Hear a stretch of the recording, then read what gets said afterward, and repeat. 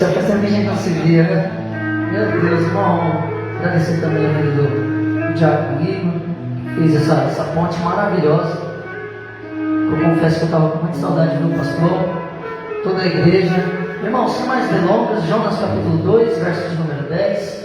Me sinto muito honrado por essa oportunidade, agradecer muito a Deus, porque o Senhor tem falado comigo através dos louvores, mesmo foi fortemente.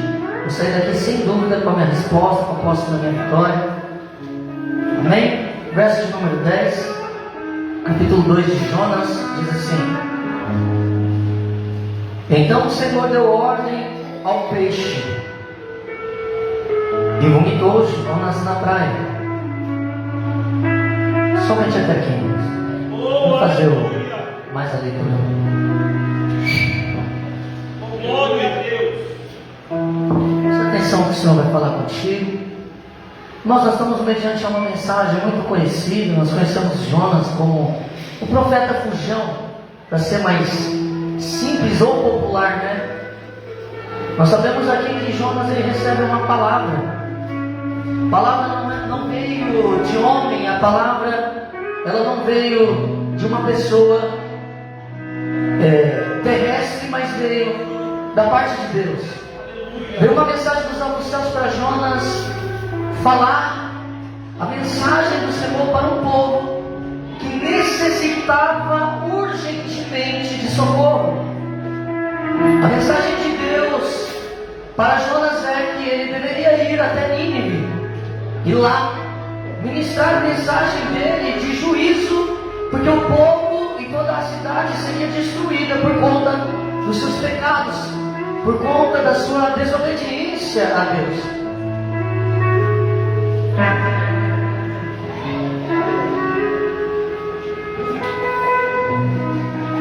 Esse esbocinho aqui, mas a gente já sabe que só para não se perder.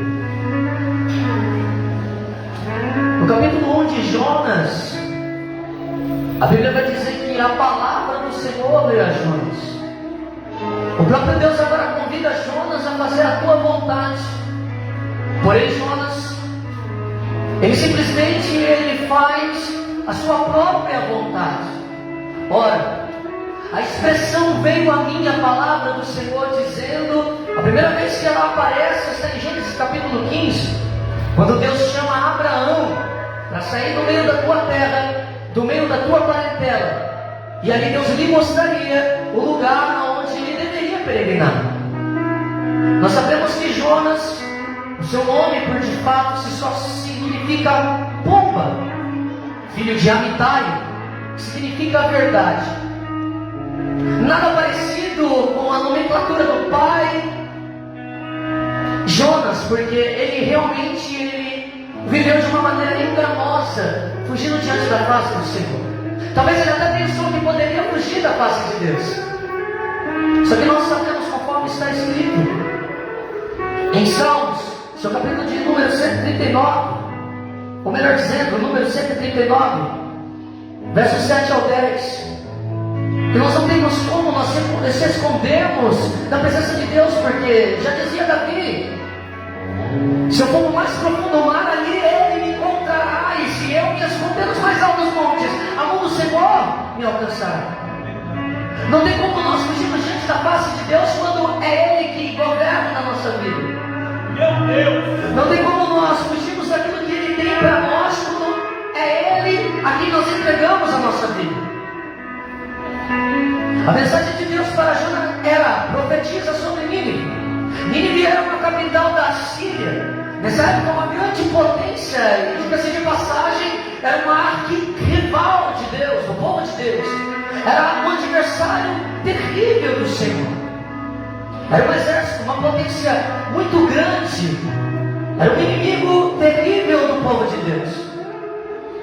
Ora, Deus estava mandando agora Jonas pregar juízo na terra dos adversários do Senhor, para que eles viessem se arrepender dos seus pecados e de suas maldades, pois o reino do Império Assírio era marcado por grandes maldades, pela crueldade, e isso tinha subido até as narinas do Senhor.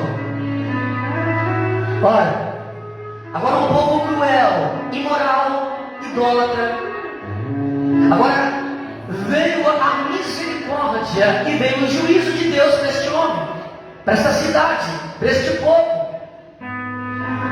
Se nós fôssemos julgar quem nos faz mal, certamente nós faríamos justiça com as nossas próprias mãos e não faríamos conforme Deus nos ordena, que é amar aquele que nos odeia, que é orar para quem nos persegue, que é fazer o bem àquele que nos faz mal. Esse é o evangelho que Jesus Cristo nos ensinou. É ir na contramão daquilo que o nosso ego, daquilo que a nossa carne tende no emocional a agir por si só. Sabe, a minha melhor defesa é o ataque, e por aí vai. Deus ele nos ensina a controlar, a ter domínio das nossas emoções quando nós buscamos de fato. Quando nós somos cheios do Teu Espírito Santo, não são mais as nossas emoções que governam as nossas ações, mas sim somos controlados por Cristo, pelo Teu Espírito. Por isso o apóstolo Paulo fala: meus queridos irmãos, tenham a mente de Cristo, porque aqui, querido, é a entrada de todas as ações. Eu não posso pegar um copo de água sem antes passar pela minha mente e pensar que eu vou pegar o copo de água. Primeiro eu tenho que raciocinar o que eu vou fazer para depois agir. Mas se nós tivermos a mente de Cristo, logo quem controla as nossas ações é o próprio Deus. Mas como eu não vou deixar que Cristo controle as minhas ações se eu não busco, se eu não oro, se eu não jejuo, se eu falto no culto, se eu desobedeço os meus pastores, se eu sou rebelde, se dentro de casa eu sou o imoral, eu sou o ego elevado, eu sou o ignorante, o egocêntrico? Como eu vou fazer a vontade de Deus se eu ainda não estou moldado no caráter, na minha maneira de falar, na minha maneira de agir, na minha maneira de se comportar? Como que Deus pode contar comigo para enviar uma mensagem para alguém? Que de fato Deus ele nos prova. Jonas agora ele é provado e Deus vai ensinar algo para esse profeta. A Bíblia vai dizer que quando ele recebe a mensagem para ir para Nínive, aleluia, Jonas ele era um profeta, aleluia, do reino do norte. Era para ele ir para Nínive. No leste ele vai para onde? Ele vai para Tarsis, no oeste, para a Espanha. Ele simplesmente ele vai na contramão. E se você for ver no mapa geográfico, aonde fica Tarsis, aonde fica Jope, que é onde ele estava, e aonde fica Nínive. Nínive não estava tão próximo de Jope, mas estava mais próximo do que a Espanha, e Tarsis, aonde ele queria chegar. É como se você olhasse o mapa do pastor viesse e visse o fim do mundo. Ele queria ir no fim do mundo para quê? Porque eu acho que a Bíblia não diz, mas eu posso conjecturar. Eu acredito que eu, no lugar de Jonas, eu falaria: eu vou para longe, porque tem tanto profeta onde o Senhor pode levantar, porque aí, como eu estou longe, Deus não precisa contar comigo. Ele conta com o irmão do lado ali, que é mais próximo. Mas eu quero dizer algo para você: que quando Deus ele te entrega uma mensagem, não adianta você pedir para fulano ir, não adianta você pedir para ciclano falar. Quando Deus ele entrega algo na tua mão, é para você fazer. Quando Deus ele coloca e te ordena uma direção para você agir em favor daquilo que ele colocou e confiou nas tuas mãos, é você que tem que fazer. Você pode dar uma passeada lá fora, você pode achar que lá é tudo bonito, é tudo bom, é tudo agradável, mas você vai voltar e vai se encontrar sempre no mesmo lugar, no altar de Deus. Você pode se sentir aflito, ferido, se sentindo sozinho. A solitude pode até muitas das vezes dentro do teu quarto bater no teu coração. Mesmo rodeado de pessoas, você procurando alguém para conversar e ainda se sentir sozinho. Mas quando Deus ele tem um chamado poderoso com alguém, você não adianta chorar, você não adianta sumir diante da face de Deus ou pensar que foge dele. Quando ele tem uma promessa estabelecida, porque o que é ligado na terra é ligado no céu, e ele tem liberado uma palavra profética sobre nós, que é o quê? Vou fazer de você uma grande descendência, vou usar você nos quatro cantos da terra. Deus ele liberou várias palavras proféticas, usando vários profetas ao longo da nossa caminhada cristã. Só que nós, por causa dos ventos, por causa das tempestades, ou por causa de alguns adversários, nós desfalecemos na fé. Agora Jonas ele não quer fazer a vontade de Deus, ele simplesmente foge diante da face do Senhor, indo para a Espanha.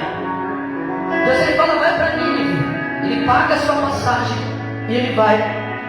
Ele vai não, porque o plano de Jonas foi frustrado no meio da caminhada.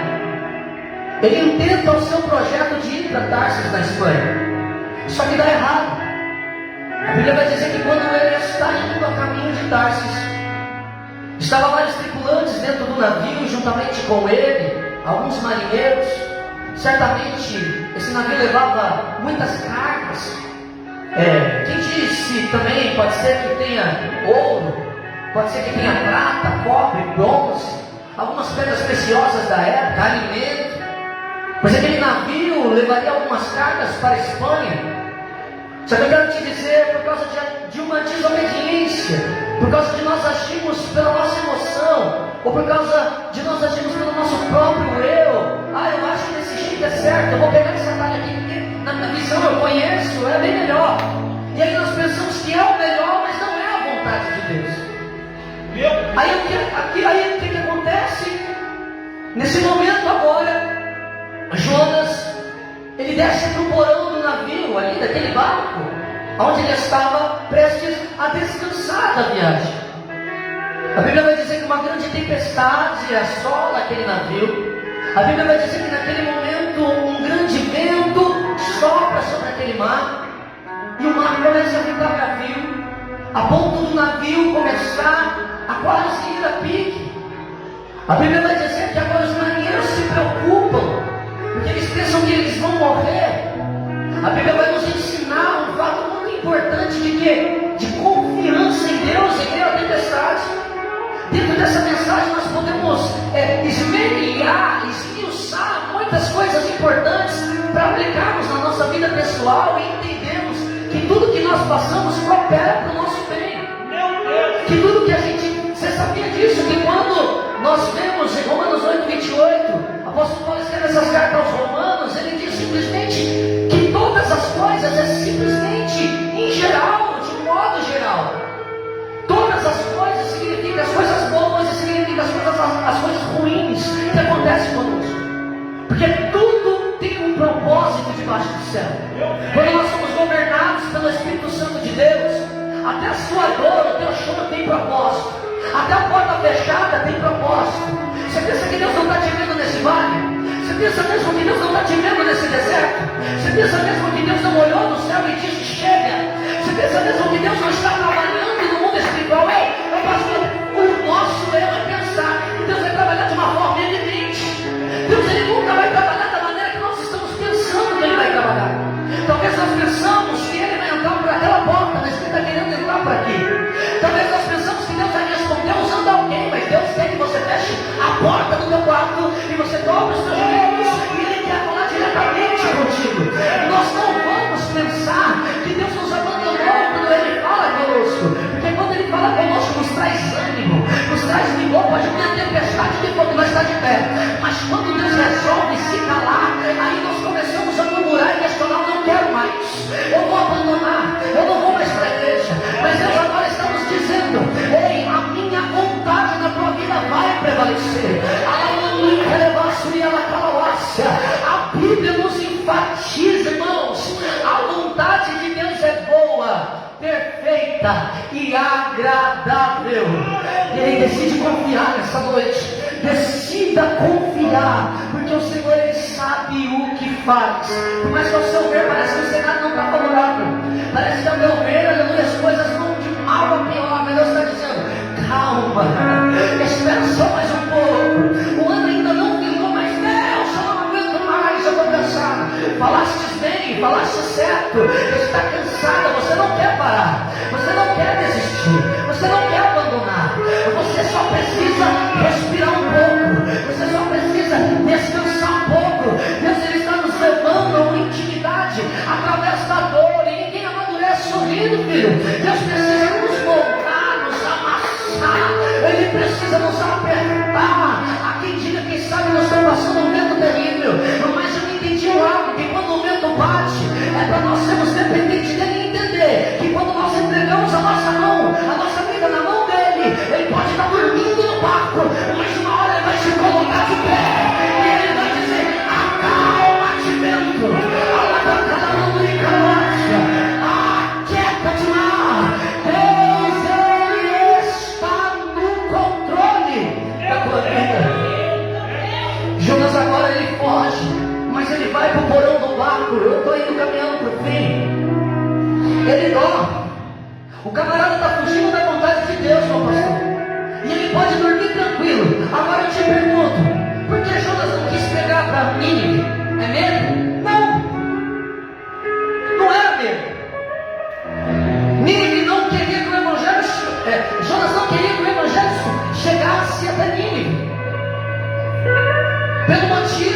saudades e o principal, como um bom patriota que honra a tua nação israelita, os assírios eram inimigo terrível de Deus, notável naquela época. Ele não queria salvação para os adversários de Israel,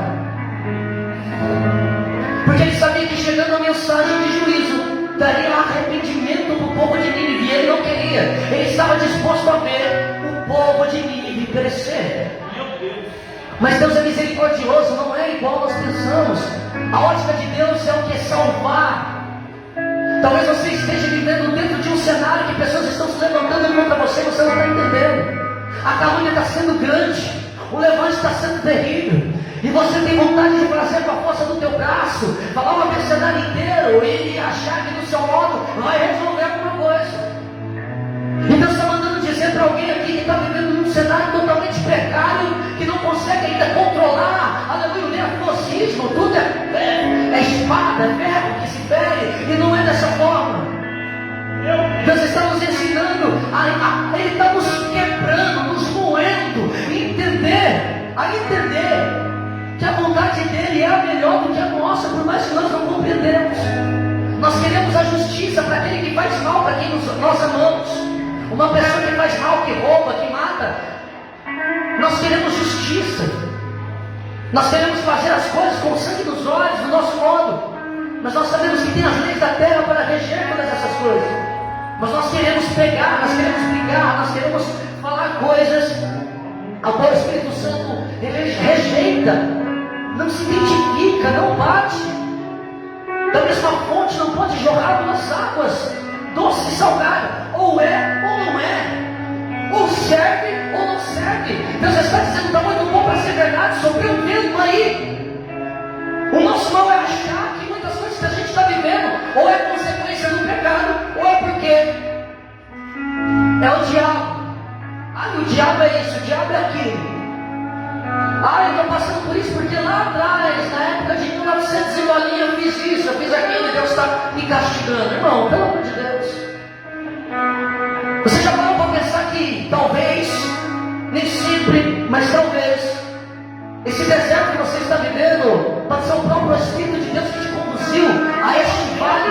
A própria mão do Senhor te colocou aí com um propósito. Deus não tem propósito de te fazer sofrer. O propósito de Deus é te lavar no descer para receber aquilo que Ele tem para te dar. Porque se Ele entrega numa hora indevida, acontece igual o menino mais moço do filho pródigo. Tinha dois irmãos, o pai ali e os dois filhos, o mais velho e o mais moço. O mais moço achou que já era dono do próprio nariz, pede para o pai a herança que lhe cabia. O pai, você quer? Vai, pega. Primeira coisa que ele faz é subir. Inconsequente, emocional, achou que sabe tudo da vida, pegou, gastou tudo. Quando ele entende que, meu Deus do céu, na casa do meu pai tinha pão, na casa do meu pai tinha amor, tinha fé, tinha abraço, tinha conselho, tinha direção. Na casa do meu pai eu tinha servos que trabalhavam para mim. Mas agora eu vou dizer para o meu pai que peguei contra ele, contra os céus, não sou digno de ser chamado teu filho. E vou pedir para que ele faça de mim como um dos teus empregados. Na visão do menino mais moço, do filho, ele queria voltar para casa achando que o pai daria para ele um emprego só para ter o que comer. Porque na cidade que ele estava teve uma grande fome, ninguém lhe dava nada. Desejava comer as lavagens que os porcos comiam, porque é isso que Satanás quer que a gente faz. A gente sai daqui achando que é o bonzão, Deus entrega a bênção na hora indevida, e você acha que sabe administrar, porque pede. Qual é o pai? O filho lhe pedindo, come e dará pedras. Mas tem um ensinamento nisso. Tem um ensinamento dentro disso. Deus ele deixa, você quer, toma, vou mostrar para você quebrando a cara o porquê que eu não dei antes. Mas se você quer, então toma. Aí gasta, sai, acha que é. Aí, você está entendendo o que Deus está falando? Então espera só mais um pouquinho. Se está demorando, não significa que Deus esqueceu ou não vai fazer. Ele vai fazer. Mas Ele está moldando, Ele está colocando um coração novo dentro de você. Para quando você receber, você saber administrar e não perder aquilo que Ele entregou nas tuas mãos. Jonas simplesmente dorme. O vento sopra, balança. O barco está quase afundando, está quase naufragando. Todos que estavam ali ao seu redor estavam morrendo. A Bíblia neste momento agora nos ensina. Os marinheiros começaram a clamar cada um ao seu Deus. Olha só, que até naquele dia tem propósito. Deus ele tem um propósito de quê? De salvar. A Bíblia vai dizer que agora os marinheiros clamam cada um ao teu Deus e nada da tempestade parar. E aí eles lembram que tem um dormindo lá no porão. Eles descem lá embaixo no porão do barco e dizem assim: ô camarada, nós estamos morrendo aqui, você está aí dormindo, caindo no sono? Rapaz, você está muito sossegado. Eles começaram a assimilar as coisas e entender que aquela tempestade sobreveio para eles por conta daquele rapaz. E o Jonas. Só que a Bíblia diz que eles lançam sortes. Era uma maneira ali como se fosse hoje, lançar dados para a gente tirar sorte de alguma coisa. E ali a sorte está em Jonas. E aí eles começaram a falar: pelo menos por Deus, para que nós não morramos aqui. Jonas ele simplesmente olha, me lança no mar. Camarada é fogo. O camarada estava disposto a morrer do que a mensagem chegar para ele. Tinha tudo para dar certo. Ele poderia muito bem cair em si e dizer: meu Deus. Ele estava no mar Mediterrâneo. Ali era só água, meu pastor. Não tinha nem costa. É jogar ali para ser comida de peixe. Sobreviver pela mão do Senhor. Ele estava convicto pela morte, mas a mensagem não chegaria para os assírios. Nem que eu morra, mas o juízo vai chegar lá. Ele estava decidido a morrer. Olha só, quando nós estamos em rebeldia, sem direção, quando o nosso emocional está aflorado, ei, olha para o irmão que está do teu lado, decisão quentinha do céu. Não toma decisão dominada por uma forte emoção. Por quê? Porque a decisão dominada por uma forte emoção não vem dirigida por Deus, é do nosso carnal. E quando nós estamos na carne, nós perecemos. A desobediência dele, dominada pela emoção, qual emoção? Ira. Ele tinha um ódio dos assírios. Ele não queria que a mensagem chegasse de salvação para eles. Então ele disse: eu vou morrer aqui no mar, mas eu não quero. A mensagem não vai chegar. Só que mal sabia Jonas que quem conduzia a vida dele era Deus. Olha para o irmão que está do lado aí. Se você estiver andando no caminho errado, Deus vai frustrar aí os seus projetos. Deus vai de encontro com você aí, rapaz. Ele vai te colocar na rota de novo. Sabe aquele primeiro amor? Sabe quando você tinha aquela intensidade? Deus vai começar a colocar você na rota novamente. Deus vai começar a colocar: ei filha, por aqui. Ei filha, por aqui. Ei filha, por aqui. Deus vai começar a te dar um novo entendimento, um novo discernimento. Deus vai começar a te dar uma nova sabedoria. Mas você não pode fugir. Você não pode parar. Você não pode retroceder. Deus colocou algo na tua mão, faça. E Deus te deu uma incumbência de algo, faça, termina. Porque Ele é fiel para te capacitar, para te fortalecer, para te ajudar. Pô, vai na tua pouca força mesmo. Vai, continua gemendo, chorando, sangrando, tropeçando, caindo, rastejando, mas não para. Porque Deus vai honrar você. Tudo aquilo que você faz para o Senhor, Ele recompensará. Estou caminhando com o fim de fato aqui. Jonas é lançado no mar, mas antes de ser lançado no mar, os marinheiros não queriam, meu pastor. Os tripulantes daquele navio fizeram de tudo para que aquele homem não saísse. Mas se você for ler o texto, a Bíblia vai dizer que quanto mais eles insistiam em remar, mais o vento ficava bravio, mais o mar ficava forte. Aí eles perceberam: meu, literalmente, não tem como vencer essa peleja. Realmente esse cara fez alguma coisa com Deus dele está muito furioso. O cara fala: me lança no mar, que esse mar vai acalmar. Os marinheiros já estavam tendo perda material por causa da rebeldia de um homem. Você sabia, se nós fizermos algo que não seja da direção de Deus, não é só nós que se prejudicamos, mas quem está conosco no mesmo barco também acaba sofrendo as consequências. Aí por erro de um, desobediência de um, todos pagam o preço. É como o ditado secular diz aí: uma laranja podre estraga o saco de laranja inteiro. Infelizmente. Aí nós olhamos muitas das vezes para o cenário da nossa casa, a gente não entende o porquê que as coisas não fluem, o porquê que as coisas não andam, o porquê que Deus não prospera. Cabe a nós nos posicionarmos no chamado que Deus nos enviou. Cabe a nós nos posicionar naquilo que Ele confiou nas nossas mãos. E aí? Vai fugir, Jonas? Ou vai esperar descer no ventre de um grande peixe? Uma tempestade vai bater. Deus estava chacoalhando a figueira de Jonas. Ele tinha tudo para ir para Nínive. Deus deu várias oportunidades para Jonas. E aqui eu concluo para o fim. Qual das oportunidades? Primeiro, ele estava em Jope. Ele poderia muito bem não pegar um navio para ir para Tarso, mas ele poderia ir para onde Deus o mandou, ele que era para ir. Mas ele pega e vai sentindo a Espanha. Mas a Bíblia vai dizer nesse momento que mesmo assim Deus permitiu ele ir em algumas milhas. Só que aí ele percebeu, Deus percebeu, que Jonas estava convicto de fugir diante da face dele e não fazer a vontade do Senhor. Aí ele começa a chacoalhar um pouco. Ele sopra um vento. No vento Jonas não se arrepende. Ele chacoalha o mar. Não adiantou a tempestade, a provação de Jonas. Ele estava tranquilo dormindo em meio à tempestade. Precisava Deus descer com um pouco mais de intensidade na provação, para ele entender que ele estava fazendo a vontade dele, não a do Senhor. Mas mesmo assim, ele estava disposto a morrer. Pessoas ao seu redor perderam bens materiais. Pessoas ao seu redor estavam quase morrendo. Quando ele decide ser lançado, aleluia, o mar se acalma. E ali a Bíblia vai dizer também que quando o mar se acalma, os tripulantes daquele barco entendem a grandeza do Deus de Jonas e começam a oferecer sacrifício, holocausto, e adorar ao Senhor. Então, através da rebeldia do Senhor, do Jonas, até ali, Deus ele teve um propósito de salvar aqueles tripulantes daquele barco.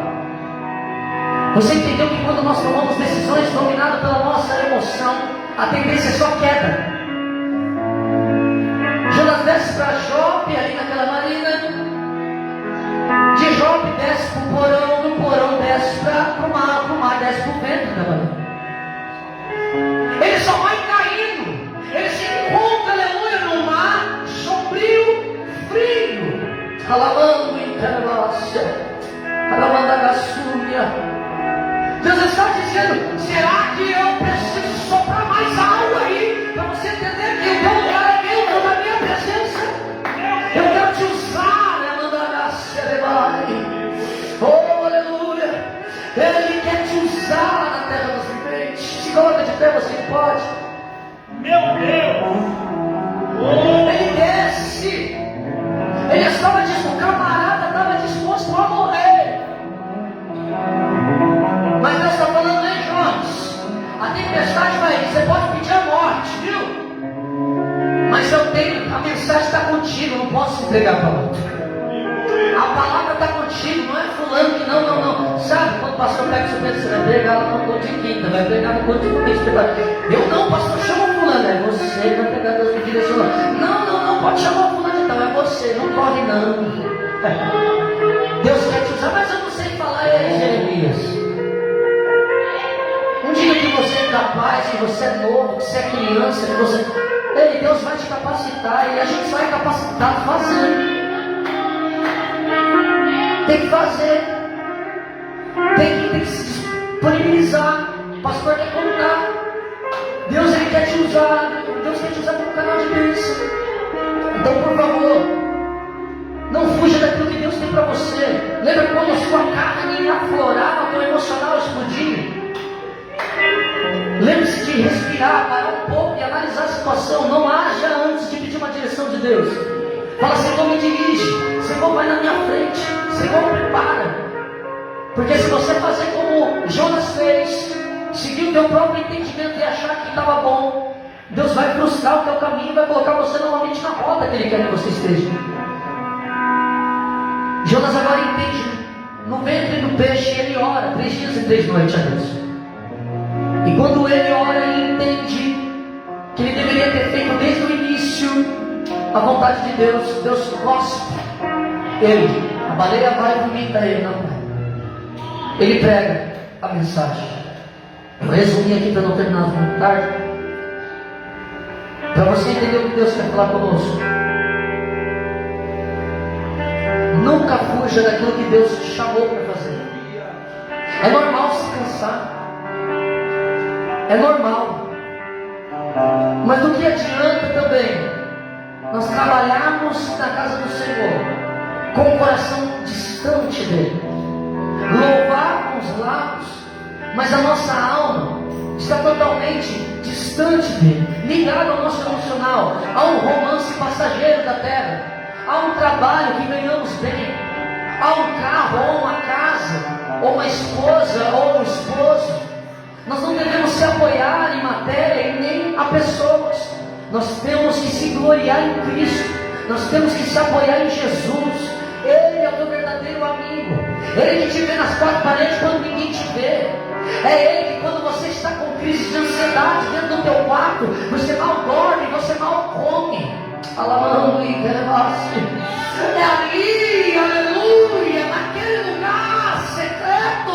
Não vai ter amiga, não vai ter um amigo, nem a mensagem vai vir do WhatsApp. Você pode até chamar. A visualização vai ficar até azulzinha ali, mas não vai ter resposta, sabe por quê? Porque quando Deus decide entrar com o braço forte para tratar com o crente bujão, nem que ele lance na tempestade, nem que ele lance no mar, nem que ele lance dentro de um ventre de um grande peixe, mas ele vai mostrar para você que o caminho dele é melhor do que o seu. Feche os olhos por um minuto. Senhor, meu Deus e meu Pai, que essa mensagem, Senhor, fica gravada, Senhor, nos nossos corações. Espírito Santo, não nos deixe, Senhor, sozinhos. Senhor, que neste momento, Pai amado, nós venhamos ser, Pai querido, obedientes. Nós não venhamos fugir do propósito e do chamado que o Senhor nos confiou. Embora, Senhor, muitas das vezes cansa, embora muitas das vezes, Senhor, nos fadiga, Senhor, pelos ataques espiritual, mas o Senhor é um Deus que renova o teu povo nessa noite. O Senhor é um Deus, Pai querido, que tem misericórdia com quem foge. O Senhor tem misericórdia, Pai querido, com aquele que não quer nada com nada. Aí o Senhor vai dando corda, vai dando oportunidades. Que haja, Pai querido, um homem corajoso nessa noite para se reconciliar com Cristo, para aceitá-lo como único e suficiente Salvador. Que nessa noite venha ter uma corajosa, que até passeou como Jonas um pouco fora, caminhando em um sentido contrário, mas hoje caiu em si, resolveu, Pai, entrar novamente, Pai querido e santo, na rota que o Senhor confiou a cada uma deles, a cada uma delas. Então cuida, Senhor, do teu povo, que o seu nome seja glorificado desde agora para todo sempre. Você que crê e recebe essa palavra